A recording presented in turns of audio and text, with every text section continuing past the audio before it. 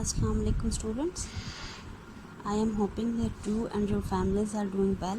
Students, online classes के सिलसिले में history of Islam intermediate part 2 का आपका ये छठा लेक्चर है। तो आज हम जो टॉपिक पढ़ना है उससे पहले मैं चाहूँगी कि हम ज़रा ओवरव्यू ले लें कि इससे पहले हम क्या पढ़ रहे थे। तो स्टूडेंट्स, हमने पहले अब्बासी खलीफा अबुल अब्बास अब्दुल्ला अल सिफ़ाह के सिलसिले में दूसरा जो चैप्टर है उसका आगाज़ किया था, और लास्ट लेक्चर में हमने पढ़ा था अब्दुल्ला अल सिफ़ाह के दौर के अहम वाक़यात के बारे में, यानी कि उन्होंने और उस सिलसिले में मज़ीद इसके 3 सब पार्ट्स थे कि उन्होंने सल्तनत को मुस्तहकम करने के लिए क्या क्या इक़दाम किए। फिर हमने देखा कि बगावतों का ख़ात्मा किस तरह से किया गया, कहाँ कहाँ बगावतें हुई, और तीसरा सब पार्ट था कि कौन कौन से नए एरियाज़ फ़तह किए गए या जिन एरियाज़ के कुछ हिस्से रहते थे उनको कैसे इस्लामिक सल्तनत में जो है शामिल किया गया, सिंध, तुर्कस्तान, चाइना, रोम से लेकर। अब स्टूडेंट्स, आज हमने 2 टॉपिक पढ़ने हैं और इस पे आपका लेक्चर ख़त्म भी हो जाएगा। पहला टॉपिक आपने जो पढ़ना है वो है अल सिफ़ाह की सीरत व किरदार, और दूसरा आप पढ़ेंगे अल सिफ़ाह के दौर के अहम कारनामे। पहला टॉपिक अब्दुल्ला अल सिफ़ाह की सीरत व किरदार, इसको पढ़ने का मकसद ये है कि आप किसी भी हिस्टोरिकल फ़िगर जिसने बहुत अहम और दूररस असर डाला हो हिस्ट्री को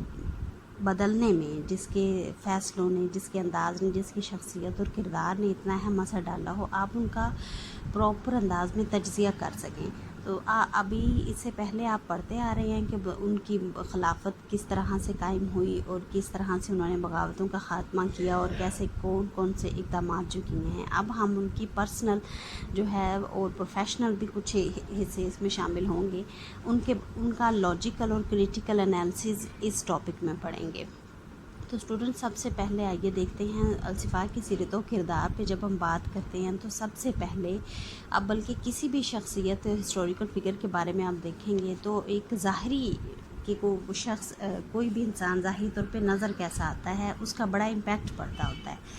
तो हम उसकी शख्सियत के बारे में देखते हैं और बता रहे हैं आपको कि अब्दुल्ला अल सिफ़ाह एक बारोब और पुरकशिश शख्सियत का मालिक था। उसकी कद काट के बारे में भी बताया गया है। ये थोड़ा सा ज़रूरी होता है, आपको एक विज़न, एक आइडिया हो जाता है कि ये हिस्टोरिकल शख्सियत जो है वो किस तरह की कद काट की मालिक थी। अब्दुल्ला अल सिफ़ाह की शख्सियत के बारे में कहते हैं कि वो अपनी ओपिनियन जो है उसकी ओपिनियन की बड़ी अहमियत थी और सोच समझ के बनाया करता था, और जो भी अहद कर लेता था, जो भी इरादा कर लेता था उसे पूरा करके ही छोड़ता था। ये उसकी शख्सी खूबियाँ ही थी जिसकी बुनियाद पर सिर्फ 4 साल के अरसे में उन्होंने अब्बासी खिलाफत को मजबूत बनाया। अब दूसरे नंबर पे देखें, अल सिफ़ाह की सीरत व किरदार का जो पहलू है अहम, हम डिस्कस करेंगे मुंतज़िम व मुदब्बर। मुंतज़िम इंतज़ाम संभालने वाला, यानी कि एडमिनिस्ट्रेटर। मुदब्बर तदबीर, सोच विचार करने वाला, देखभाल कर सोच समझ कर फ़ैसला करने वाला। तो अल सिफ़ाह के बारे में बताते हैं कि बेशक कि उसने अपने लिए ख़ुद ही अल सिफ़ाह यानी कि खूनरेज़ का लक़ब भी इख्तियार किया, लेकिन उसके बावजूद उसकी इंतज़ामी सलाहियतें और उसकी मुदब्बराना तबीयत जो है उसका बहुत ज़्यादा असर रहा अब्बासी खिलाफत को मजबूत बनाने में, और आने वाले खुलफा के लिए बहुत सारे मसाइल जो उनके लिए बहुत बड़ा चैलेंज साबित हो सकते थे, उनको ख़त्म करने में अब्बासी खलीफा अब्दुल्ला अल सिफ़ाह ने काफ़ी ज़्यादा अहम किरदार अदा किया, और आने वाले खुलफा के लिए राहें जो हैं उन्हें हमवार की, अपनी हिकमत अमली के ज़रिए और इंतज़ाम को बेहतर अंदाज में संभाला। जो लास्ट लेक्चर में हम पढ़ते रहे ना कैसे बगावतों का ख़ात्मा किया, किन जगह पे नए नए गवर्नर्स और जर्नैल भेजे, ये सारे उनका आप देखेंगे ओवरव्यू। तो ये उसकी इंतज़ामी सलाहियतें ही हैं जिन्होंने उसको इतनी हेल्प की है, वो फ़ौरन खिलाफत में आते ही इन सारे मसाइल को समझने में। फिर अब्दुल्ला अल सिफ़ाह की शख्सियत के बारे में कहा जाता है कि उसकी शख्सियत में बहुत ज़्यादा सख्त दिली थी, संग दिल था, ख़ास तौर पे अपने दुश्मनों के साथ, बनु उमय्या के साथ, या कोई बहुत सारे कुछ केसेस में अलवियों के साथ जो मामलात उसने और जो पॉलिसीज़ उसने सख्तगिरी की अपनाई, उसको हिस्ट्री में बहुत ज़्यादा बार बार रिपीट कर के उसके बारे में बताया गया है कि ये पहला अब्बासी खलीफा वाकई ही उसने अपना नाम जो खूनरेज़ रखा, लक़ब रखा तो ठीक रखा। फिर देखिए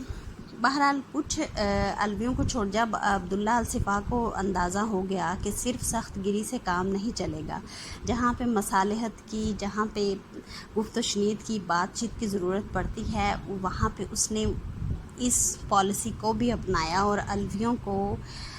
अफ़ो दरगुज़र के ज़रिए और वज़ाइफ देकर और बख्शिश देकर उनको अपने साथ मिला लिया, ताकि आने वाले खुलफा के लिए और उसके लिए इस तरफ से बगावत का किसी किस्म का कोई इम्कान जो है वो मौजूद ना रहे।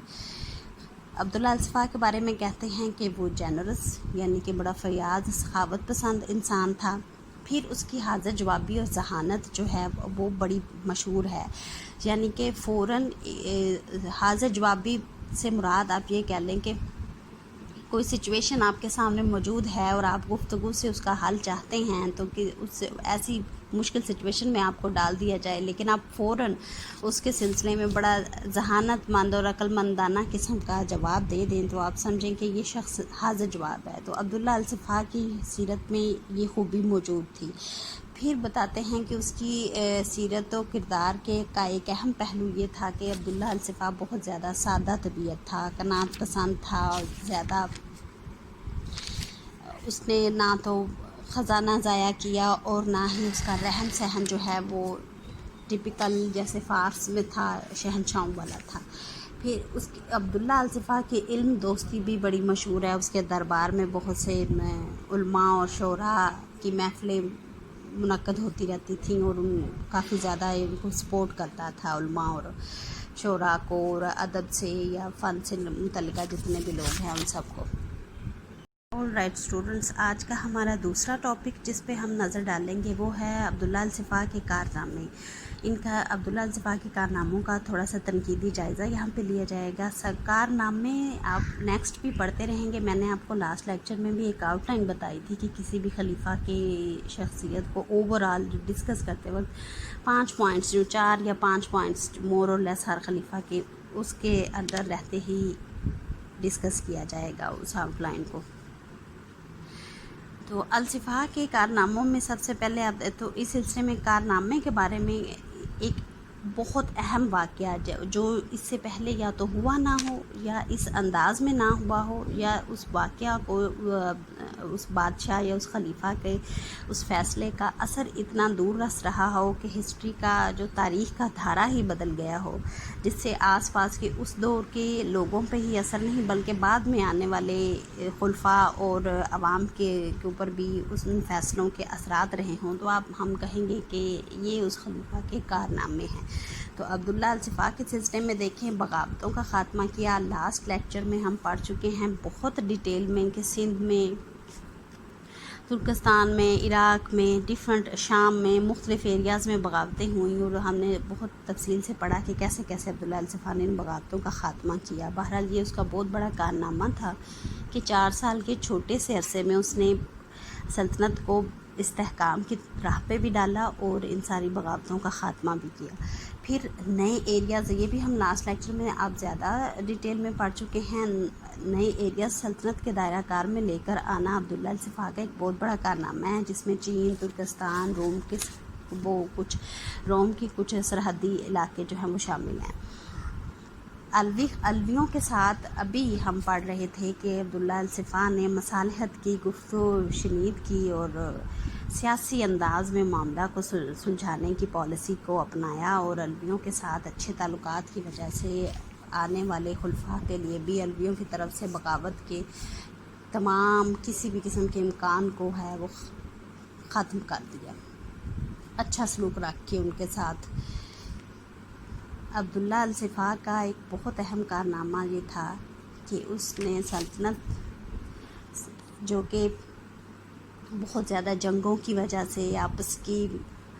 छोटे छोटे तनाज़ात की वजह से, उलझे रहने की वजह से, और जिसकी वजह से इंतज़ामी ढांचे पे तवज्जो ना दी जा सकी, तो हर तरफ बदअमनी का और लाकानूनियत का माहौल चल रहा था, उसका ख़ात्मा किया और अपने नए वुज़रा, नए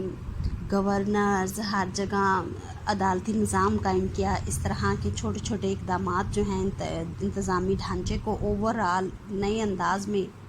ڈھالا، تو یہ بھی ایک اہم کارنامہ ہے کہ اور اتنے کم عرصے میں، صرف 4 سال کے عرصے میں امن و امان قائم کرنا، یہ عبداللہ الصفا کا ایک بہت بڑا کارنامہ ہے۔ نظم و نسق، ڈسپلن قائم کیا، یہ آپ کی اس سے ریلیٹڈ ہی ہے، اور اس سلسلے میں آپ انتظامی ڈھانچے کو ذرا زیادہ ڈیٹیل میں دیکھ لیں گے، کہاں کہاں گورنر مقرر کیے گئے اور کون کون سے چھوٹے چھوٹے اسلامی سلطنت کے صوبے بنائے گئے۔ ابو جعفر منصور کو جزیرہ، آذربائیجان، آرمینیا، اپنے چچا داؤد کو مدینہ منورہ، اور اس طرح یہ اسٹوڈنٹ ذرا آپ دیکھ لیجئے کہ ان کو آپ نے اچھے سے یاد کرنا ہے کہ میجر جو ایریاز ہیں آپ کو پتہ ہو کہ کہاں پہ اس نے کن کو گورنر بنا کے بھیجا۔ ایک اہم کارنامہ، یہ بڑی نئی بات تھی مسلم ہسٹری میں، ہم دیکھتے ہیں اس سے پہلے وزارت کا عہدہ موجود نہیں تھا۔ عبداللہ الصفا نے اہل فارس سے اس آئیڈیا کو لیا اور اس کو اسلامک انداز میں ڈھالا۔ پہلے وزیر جو بنائے گئے ان کا نام تھا ابو سلمہ خلال، گرچہ انہوں نے عباسیوں کی بیعت کر لی تھی، لیکن یہ ہاشمیوں کے یا علویوں کے ساتھ ہمدردی زیادہ رکھتے تھے، اس لیے ان کو وزیر آل محمد بھی کہتے ہیں۔ عبداللہ الصفا نے اس کو اپنا وزیر اس لیے بنایا کہ اس کو اپنے قریب رکھ کر، اپنے ساتھ ملا کر علویوں اور ہاشمیوں کی طرف سے کسی بھی قسم کی بغاوت کے خطرے کو ٹالا جا سکتا ہے۔ آخر کار ان دی اینڈ ابو مسلم خراسانی کے ذریعے عبداللہ الصفا نے ابو سلمہ خلال کو قتل کروا دیا تھا، اس ہی شبہ میں کہ کہیں یہ ہمارے خلاف بغاوت نہ کر دے اور ہاشمیوں کا ساتھ نہ دے۔ ابو سلمہ خلال کے بعد منصب وزارت کو سنبھالا خالد برمکی نے، اور خالد برمکی اہل فارس کے یا فارسیوں کے جو ہم کہہ لیں جیسے مسلمانوں ہمارے ہاں مساجد اور اس کی بہت زیادہ اہمیت ہے مذہبی رسومات وغیرہ ادا کرنے کے لیے، تو اسی طرح خالد برمکی کا دادا برمک بلخ کے آتش کدہ نو بہار کا متولی تھا، جہاں پہ پارسی جو ہیں جو آگ کی پوجا کرتے ہیں، جہاں جلائی جاتی تھی اس جگہ پہ۔ تو خالد برمک کی اولاد میں سے خالد اور اس کے والد نے، ان لوگوں نے اسلام قبول کر لیا۔ اسلام قبول کرنے کے بعد چونکہ یہ لوگ اہل فارس کے بھی وزیر رہے تھے اور وہ خاندان جو ہے بادشاہوں اور شہنشاہوں کے قریب رہا، تو اس وجہ سے ان کی اس سیاسی سوجھ بوجھ اور ہسٹری سے فائدہ اٹھانے کے لیے عبداللہ الصفا نے خالد برمکی کو اپنا وزیر بنایا۔ اس کے بعد دیگر وزراء بھی اس خاندان میں سے آتے رہے۔ اس پہ ایک الگ سے چیپٹر میں ایک پورا ٹاپک آئے گا جو آپ نیکسٹ چیپٹرز میں پڑھیں گے۔ ایک اور اہم کارنامہ عبداللہ الصفا نے جو کیا وہ تھا دارالخلافہ کو بدل دینا۔ شام میں بنو امیہ کے حمایتی ابھی بھی بہت زیادہ موجود تھے اور بنو امیہ شام سے حکومت کیا کرتے تھے۔ عبداللہ الصفا کو یہ ٹھیک نہیں لگا تو انہوں نے اپنا دارالحکومت پہلے تو کوفہ میں منتقل کیا، لیکن اہل کوفہ کی انپریڈکٹیبل نیچر، یعنی کہ ان پہ زیادہ